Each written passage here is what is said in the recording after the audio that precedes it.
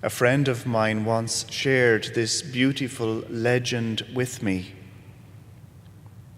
It was a legend about a king who had set aside a special day to honor the best subject in his kingdom. When the big day arrived, there was a large gathering in the palace courtyard. Obviously, these were in the days before social distancing. 4 finalists were brought forward, and from these 4, the king would select a winner.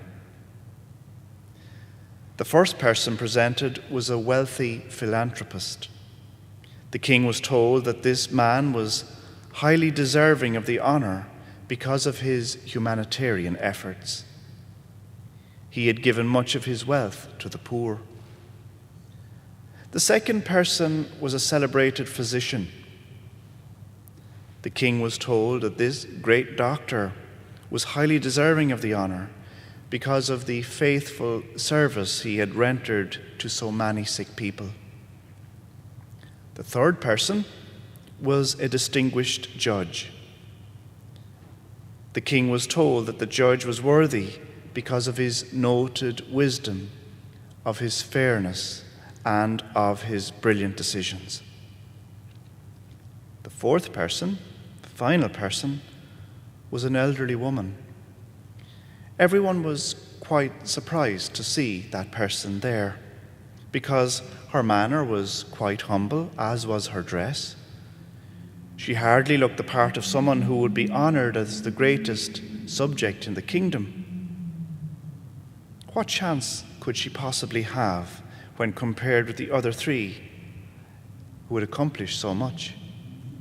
Even so, there was something about her.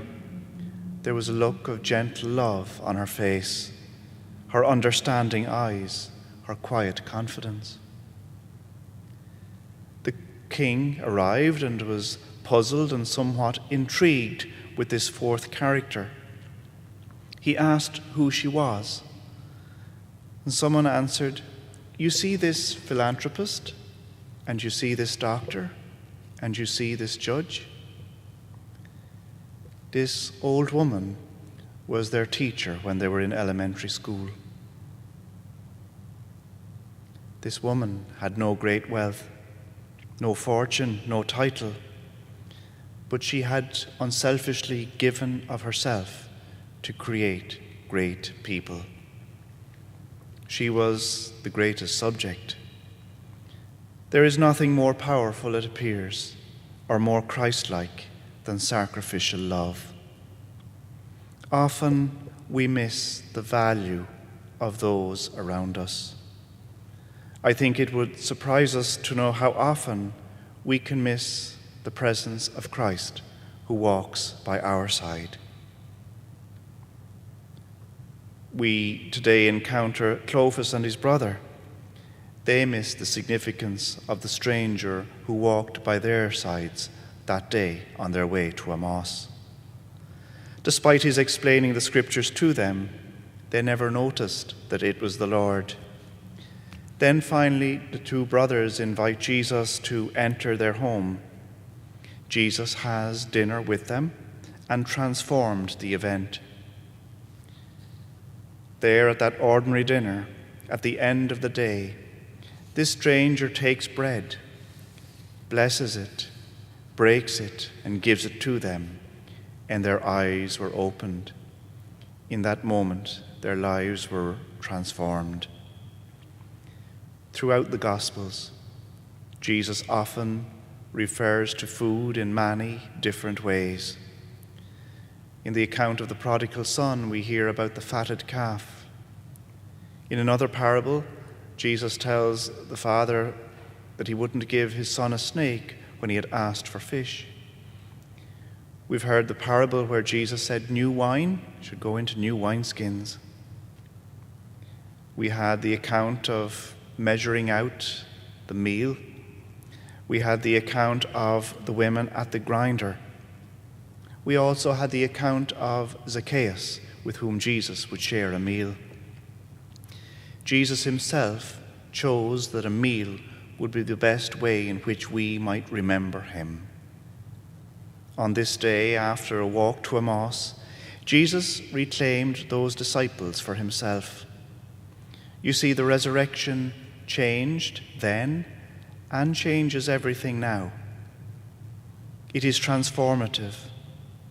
It moves us from despair to new possibilities. It takes in our blindness and opens our eyes. It transforms ordinary bread into a sacred meal. It takes two sad, lost brothers on the road to Emmaus, who had apparently lost everything, and restores them to fullness. Jesus comes to them and said, "I am not dead, I am alive. Now go tell the world." They return to Jerusalem to tell their closest friends. While separated by 2,000 years of history, there is a sense that even today we would like to have that same experience.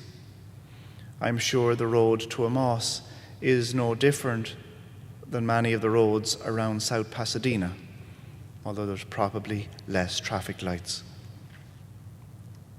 Our roads often have their twists and turns, their beautiful straights, their hills and valleys. There is a sense in the last few weeks that we have journeyed away from what is familiar in our lives too. The coronavirus has cost us much, socially, financially, and spiritually. As priests and people, it would be lovely if someone could walk by our side, restore normality, ease our worries and fears. We have the experience of Jerusalem here. As we walk on our journey to Emmaus, we have plenty of food for thought. How do I stay connected to my parish and support it when I can't be physically present? In a Christian country, how do we reconcile so much division around the pandemic when we all need to survive? Perhaps we'll discover that, like 2,000 years ago, Jesus didn't save the disciples from making that difficult journey to Emmaus, but Jesus did walk by their side on every step of the journey. Today we make our unique journey in what is an unfamiliar path. We ask the Lord to journey with us. The resurrection that we celebrate in this Easter season calls us to be witnesses to hope. I'm sure you've heard of the evangelical preacher Billy Graham. He died in the year 2018. It is said that Billy witnessed and preached the gospel to more live audiences than anyone in history. He preached to live audiences of over 210 million people in 185 countries. We, in our own simple way, might never be Billy Graham, but we are called to be ambassadors for Christ. You see, without the resurrection, Christianity would be a hopeless exercise. St. Paul recognized this when he wrote to the Corinthians. Some were saying that the resurrection never happened, but Paul corrects them. He said, "If Christ has not risen, then your faith is in vain, and the gospel is nothing but a charade." In Holy Family Parish, we are proud to proclaim openly, "The Lord has risen." At the end of this story today, the two brothers do what is natural. They get up, walk back to Jerusalem to tell the disciples all that has happened. That's what being a witness is about, telling your friends what you have experienced. If you have been nourished by what you encountered in Holy Family this morning, please tell someone. If you have found living water, tell your friends where the well is. Encourage them to join you so that they too might share your joy. That's what disciples do. You do not have to be Billy Graham. You simply are called to tell what you have seen and heard. This is what drives us from fear to hope, from isolation to community, from sadness to joy. On this third Sunday of Easter, we will be nourished sacramentally at the breaking of bread. May God's word and our unity in prayer influence our words, our thoughts and actions today and over the week ahead. Lord, more than at any other time, we ask you to walk by our side.